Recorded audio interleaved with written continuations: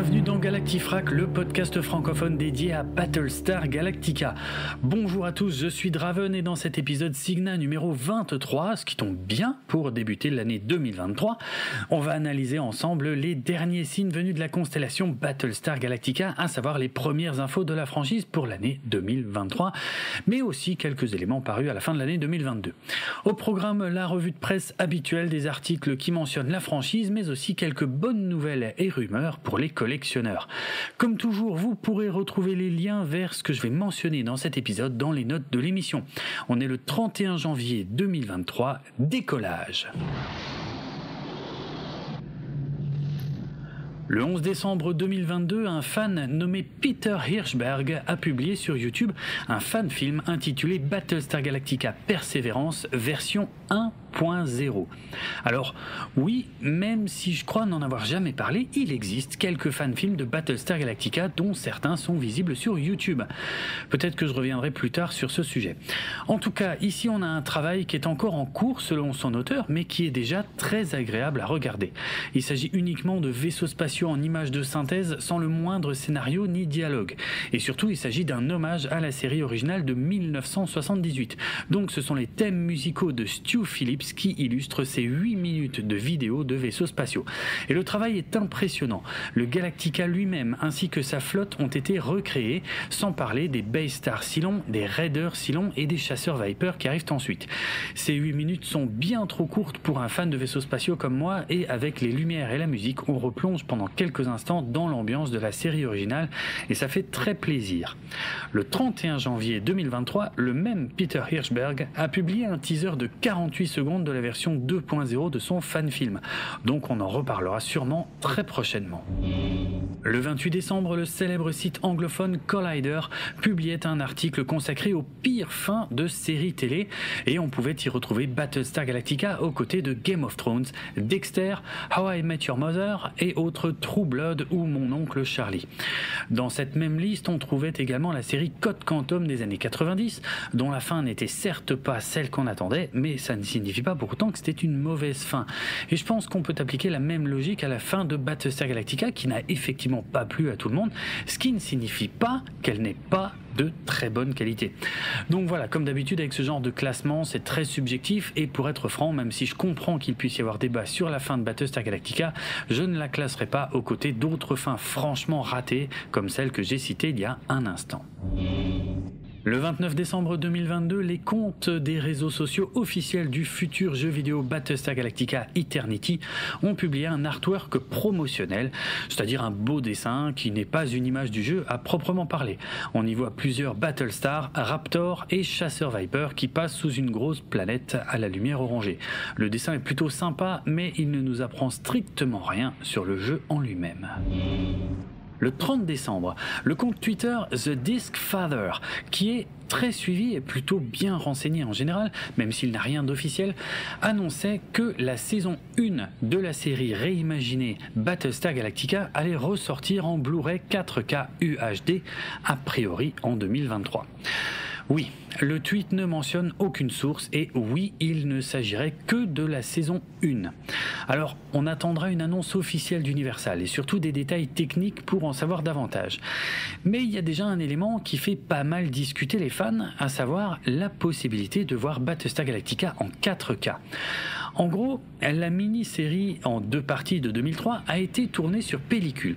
Et étant donné que la définition d'une pellicule est supérieure à la 4K, pas de problème, on scanne la pellicule d'origine et on réduit la qualité à de la 4K pour un résultat optimal. Mais pour le reste de la série, c'est un peu plus compliqué car elle a été tournée en numérique à une résolution très élevée pour l'époque, à savoir du 1080p. Mais 1080p aujourd'hui, c'est une résolution 3 fois et demi moins élevée que la 4K. Car oui, contrairement à ce que le marketing essaie de vous faire croire, la 4K UHD de nos télévisions récentes, ce n'est pas 4 fois du 1080p et ce n'est pas non plus 4000 pixels de large, puisque le véritable chiffre est en fait de 3847. Pourquoi 47 3840 pixels de large. Mais bref, c'est un détail. Alors, comment est-ce qu'on fait pour transformer une image native de 1080 pixels en 3840 pixels de large? Eh bien, c'est ce qu'on appelle de l'upscaling, c'est-à-dire que c'est un logiciel qui va dupliquer les pixels déjà existants pour en créer davantage.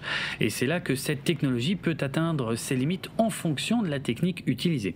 S'il s'agit juste d'un upscaling basique, il n'y a finalement pas de grande différence dans la qualité de l'image entre du 1080p et de la 4K.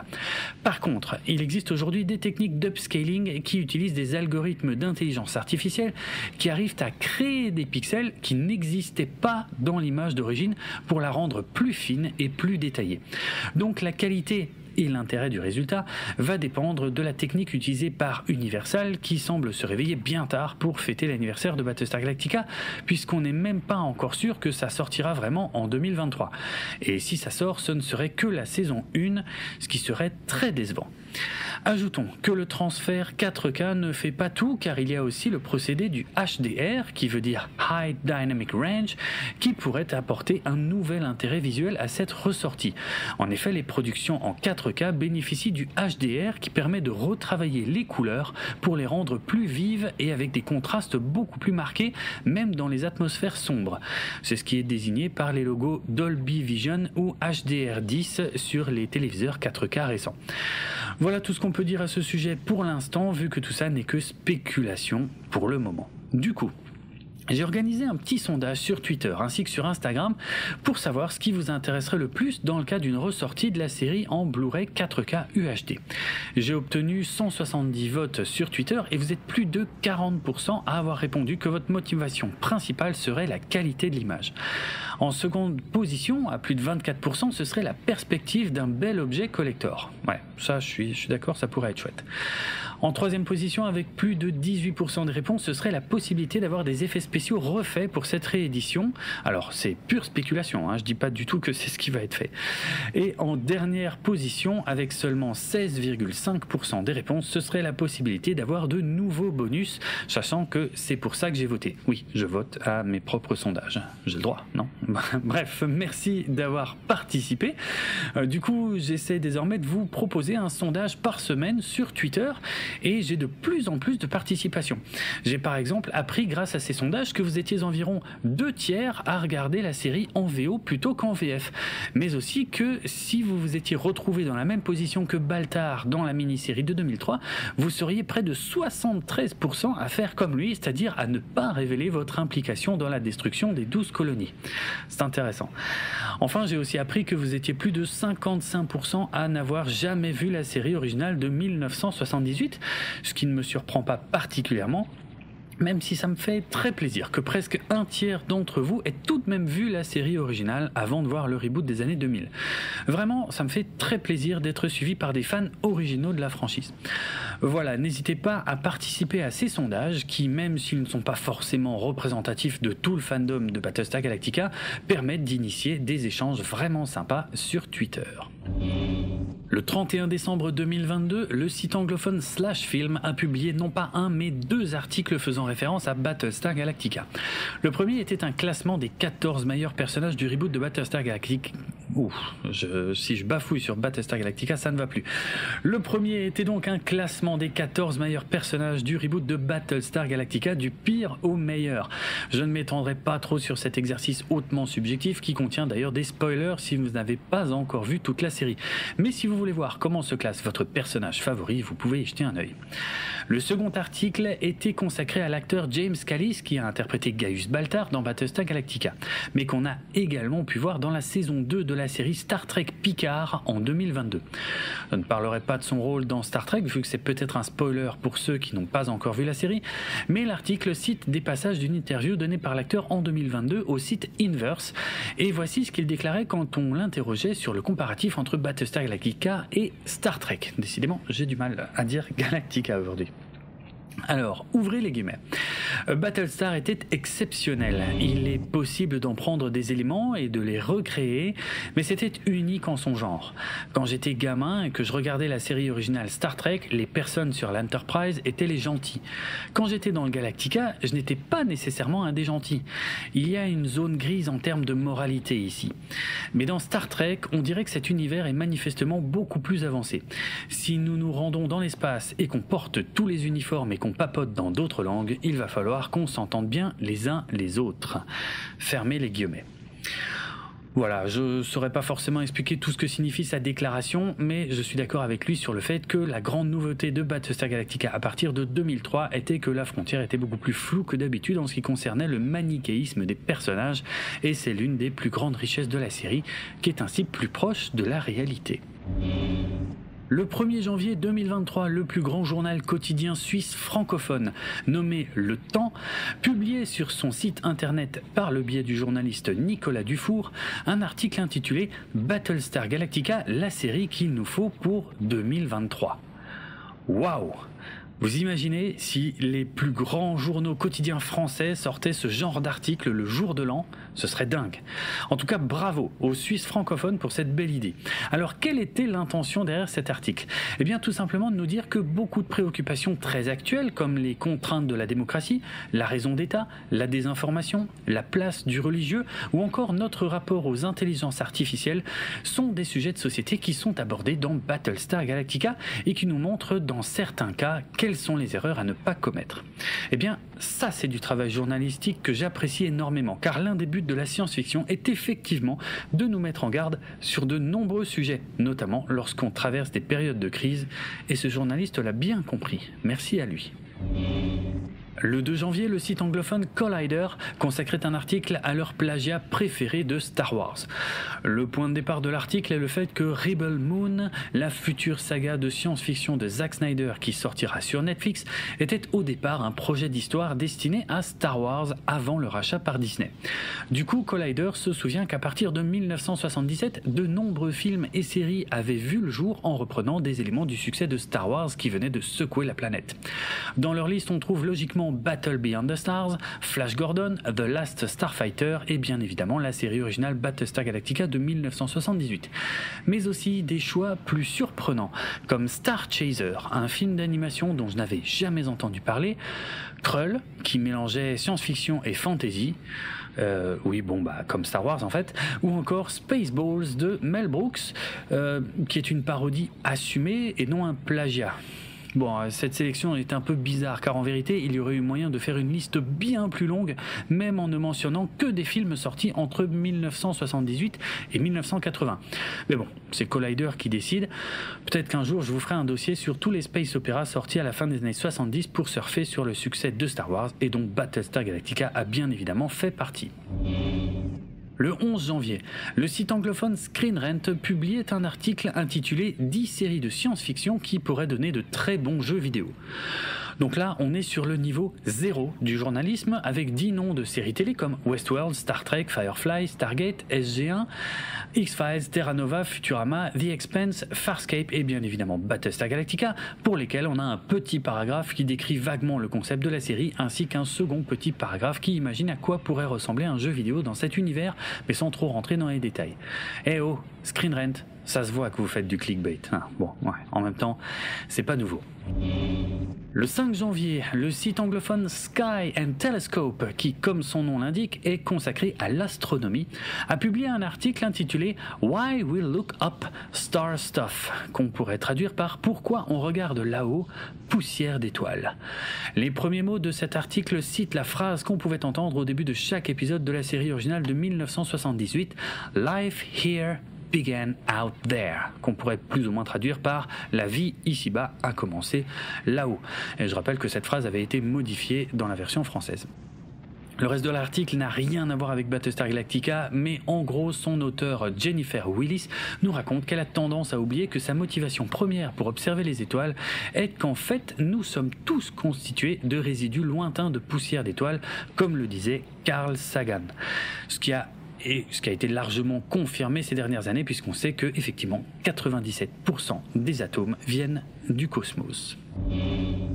L'info qui suit n'a pas de lien direct avec Battlestar Galactica pour l'instant. Mais souvenez-vous, en 2022, la société Eagle Moss qui fabriquait et vendait des vaisseaux miniatures Battlestar Galactica a fait faillite et a fermé ses portes. En plus des nombreux modèles qu'on ne peut plus acheter directement chez Eagle Moss, mais qui sont encore disponibles chez de nombreux revendeurs, je vous avais parlé des fans de Star Trek qui s'étaient abonnés à une publication qui leur permettait de recevoir régulièrement des pièces pour assembler la maquette de l'Enterprise D de Star Trek, la nouvelle génération. Ces fans se sont retrouvés avec une maquette incomplète. Mais Ben Robinson, l'ancien directeur de collection de Eagle Moss, avait promis qu'il était en train de négocier avec d'autres sociétés pour que cette collection puisse reprendre. Eh bien, c'est chose faite, car le 12 janvier, Ben Robinson a annoncé sur Twitter que la maquette de l'Enterprise D avait été reprise par Planeta De Agostini, une société qui propose des abonnements du même genre.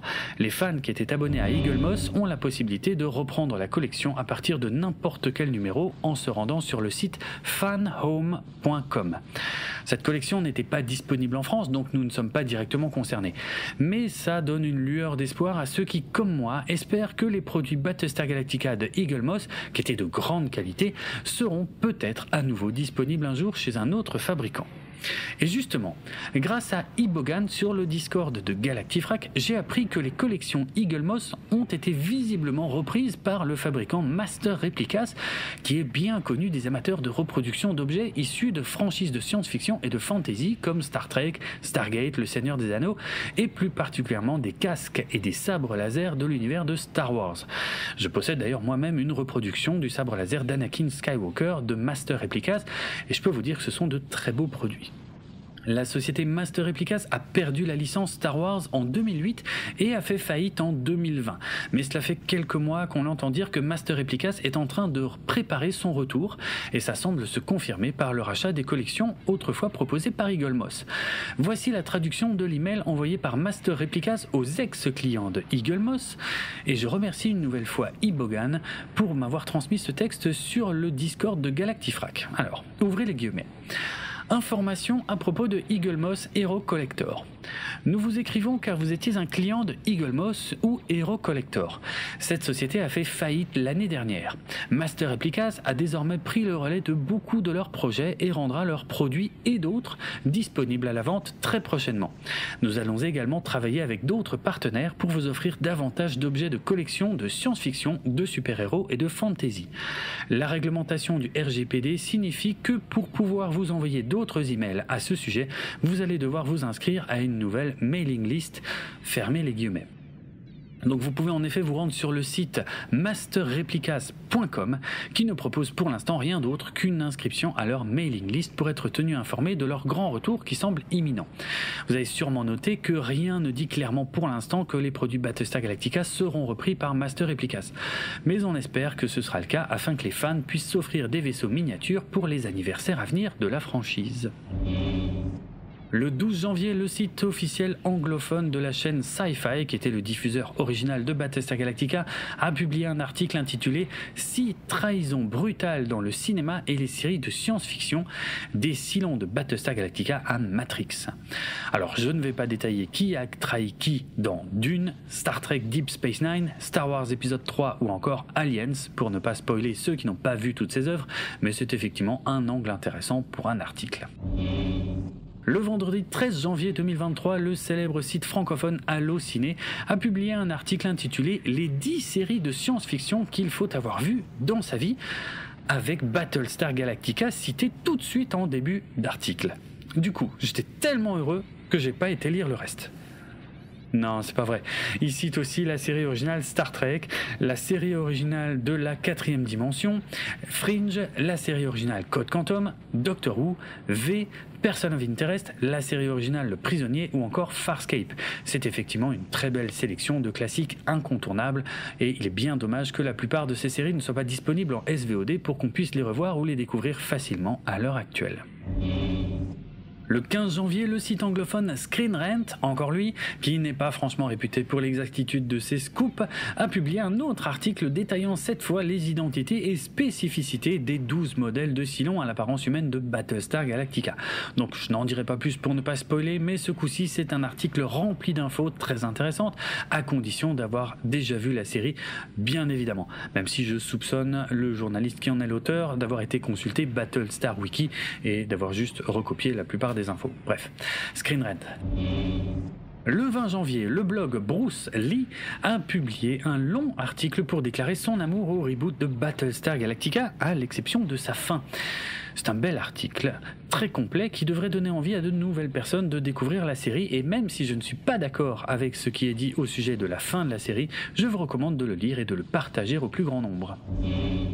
Le 21 janvier, le site anglophone Looper a publié un article consacré aux choses contestables qu'on ignore toujours après la fin de Battlestar Galactica.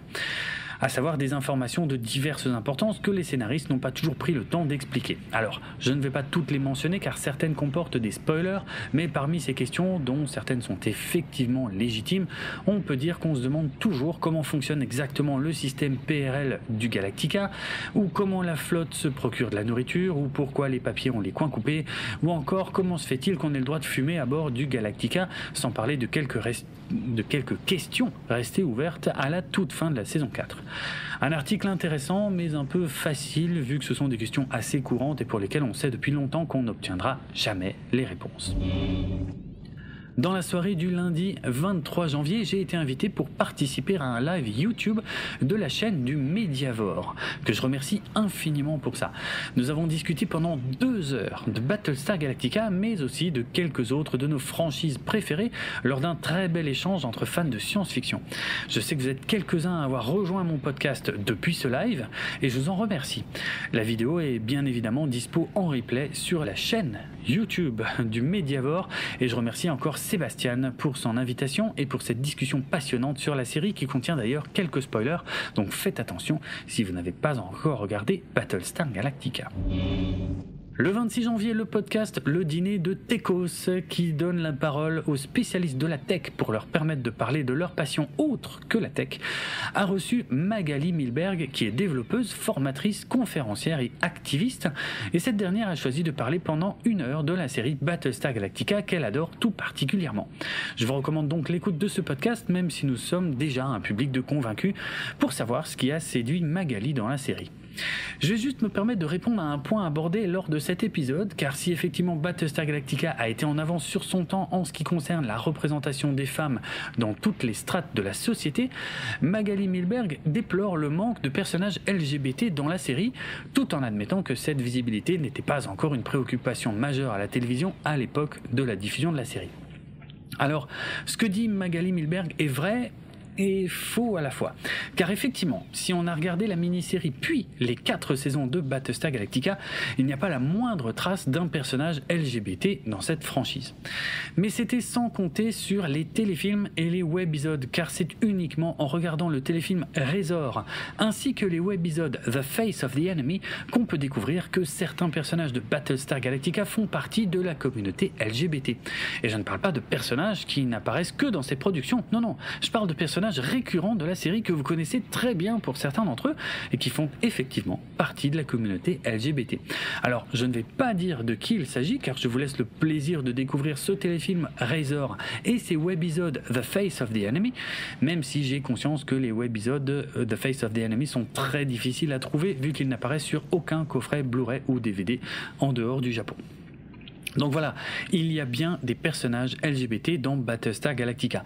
Et comme c'était probablement encore un peu compliqué de les faire apparaître clairement dans la série au début des années 2000, les scénaristes ont visiblement contourné le problème en abordant cette visibilité dans les productions un peu moins soumises au contrôle des décideurs de la chaîne, à savoir les téléfilms et les webisodes.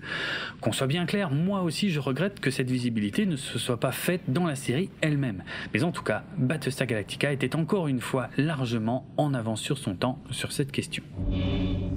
Le 27 janvier, Suzanne Hogan nous a donné quelques nouvelles fraîches de son mari Michael, qui interprétait le colonel Ty dans la série réimaginée et qui, je le rappelle, a perdu une partie de ses capacités motrices suite à une mauvaise chute début 2020. En gros, le couple a réussi à vendre sa maison fin octobre 2022, donc leur situation financière est devenue moins stressante, même si elle est loin d'être résolue à cause des frais médicaux de Michael et de leur fille Jenny. Suzanne explique également qu'elle a fait l'acquisition d'une chaise roulante pliable pour Michael, donc maintenant qu'elle est une experte des transferts de son mari dans et hors de la voiture, elle peut également le mettre dans cette chaise roulante qui est dans le coffre et ils peuvent se promener ensemble où ils veulent. C'est un sacré progrès par rapport à l'état de Michael en 2020. Elle a également fait faire une sorte d'attelle de jambes personnalisée pour Michael afin que son équilibre soit mieux distribué lorsqu'il se tient debout. Enfin, elle explique qu'un de leurs amis a commencé à faire un documentaire sur la vie de Michael Hogan avec de nombreuses anecdotes sur son parcours et toutes les productions dans lesquelles il a joué. Elle nous en dira plus dans le futur sur ce projet qui vient à peine de débuter. Le 30 janvier, la chaîne YouTube anglophone du site People a publié une vidéo de 42 minutes qui revient sur la réunion du casting de Battlestar Galactica qui avait eu lieu en 2017 à Austin, au Texas, à l'ATX Television Festival. On peut y voir des interviews des interprètes de la série ainsi que des extraits du panel qui s'était déroulé lors de ce festival. C'est très intéressant, notamment pour avoir la vision des actrices et acteurs ainsi que de Ronald D. Moore des années après la fin de la série. Les fans de Star Wars le savent peut-être déjà, mais en 2023, la grande convention officielle Star Wars Celebration se tiendra en Europe, à Londres pour être précis. Et le 30 janvier 2023, le compte Twitter de l'événement a annoncé que l'actrice Katie Sackhoff serait présente sur place. L'interprète de Starbuck dans Battlestar Galactica est effectivement également connue désormais pour son rôle de Bo-Katan Kryze dans la série The Mandalorian, même si en vérité elle prêtait déjà sa voix à ce personnage dans la série animée The Clone Wars depuis 2012. Donc voilà, si vous voulez rencontrer Starbuck, vous aurez votre chance à Londres en avril 2023. Voilà pour le démarrage de l'année 2023 du côté de Battlestar Galactica. Bon, c'est surtout de la revue de presse, mais il y a visiblement des choses qui vont bouger du côté des Blu-ray 4K et peut-être même du côté des vaisseaux miniatures. Donc déjà ça, c'est pas rien. Je vais continuer de surveiller les infos concernant le futur jeu vidéo bourré de NFT qui ne fait rêver personne, et bien entendu, je ne sais plus si je dois rire ou pleurer concernant le manque de news sur les projets de nouvelles séries télé ou de films pour le cinéma, mais ça j'en ai déjà largement parlé dans l'épisode Signa précédent.